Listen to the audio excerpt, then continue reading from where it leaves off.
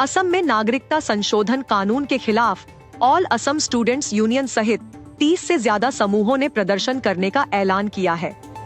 Assam students union के अध्यक्ष उत्पल शर्मा ने कहा कि प्रधानमंत्री नरेंद्र मोदी के असम दौरे के दौरान 9 मार्च को सभी जिलों में 12 घंटे की भूख हड़ताल सहित आंदोलन किया जाएगा।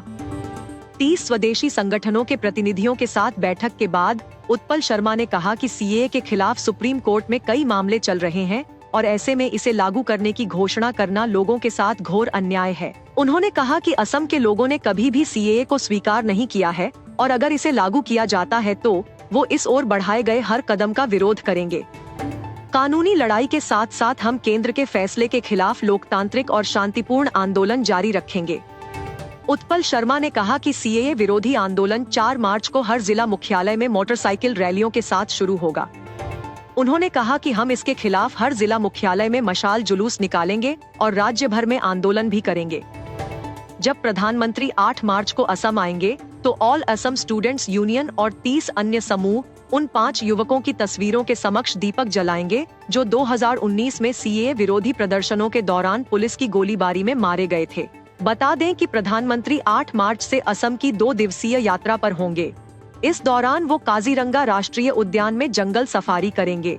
17वीं सदी के अहोम सेना कमांडर लाचित बोरफुकन की 125 फुट ऊंची प्रतिमा का अनावरण करेंगे, शिवसागर मेडिकल कॉलेज की आधारशिला रखेंगे और पीएम आवास योजना से बने 5.5 लाख घरों का उद्घाटन भी करेंगे। अब जान लेते हैं कि पूर्वोत्तर सीएए का विरोध क्यों कर रहा है।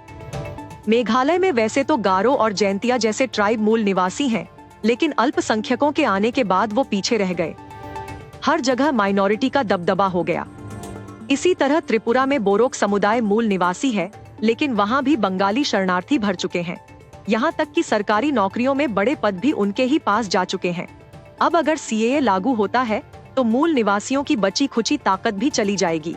वो मानते हैं कि अगर बांग्लादेश से आए अल्पसंख्यकों को नागरिकता मिली तो उनके राज्य के संसाधन बढ़ जाएंगे।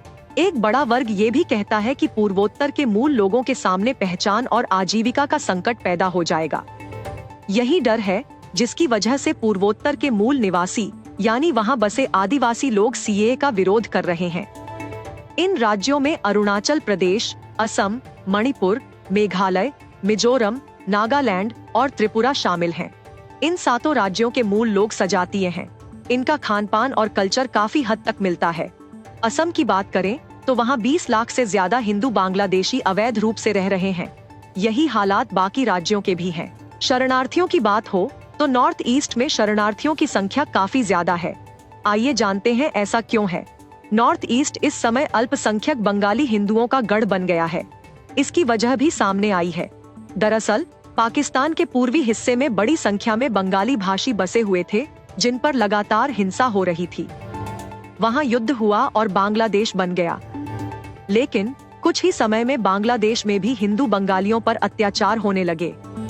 पाकिस्तान और बांग्लादेश में अत्याचार से परेशान होकर लोगों ने पलायन शुरू कर दिया और भागकर भारत आने लगे।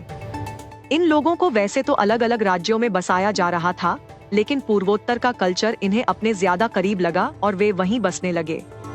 चूंकि पूर्वोत्तर राज्यों की सीमा बांग्लादेश से सटी हुई है, इसलिए भी वहाँ से लोग आते हैं। बता दें कि गृह मंत्री अमित शाह पहले ही अपने भाषणों में सीएए के ऐलान की बात कह चुके हैं। उन्होंने कहा था कि चुनाव से पहले ही सीएए को अमल में आना है, इसमें किसी को कंफ्यूजन नहीं रखना है। अमित शाह के इस ऐलान के बाद से कई राज्यों में हलचल है, तो असम ने सीएए के खिलाफ फिर से प्रोटेस्ट करने का ऐलान कर दिया है। बता दें कि 2019 में जब सीएए विरोधी प्रोटेस्ट हुए थे, तब देश भर में अराजक स्थिति पैदा हो गई थी और जान माल की हानि भी हुई थी। वहीं असम में काफी उग्र प्रदर्शन हुए थे। इस प्रदर्शन के दौरान 5 युवकों की मौत हो गई थी। आपको ये स्टोरी कैसी लगी, हमें कमेंट सेक्शन में जरूर बताएं। ऐसी ही स्टोरीज और अपडेट्स पाने के लिए सब्सक्राइब करें आज तक AI।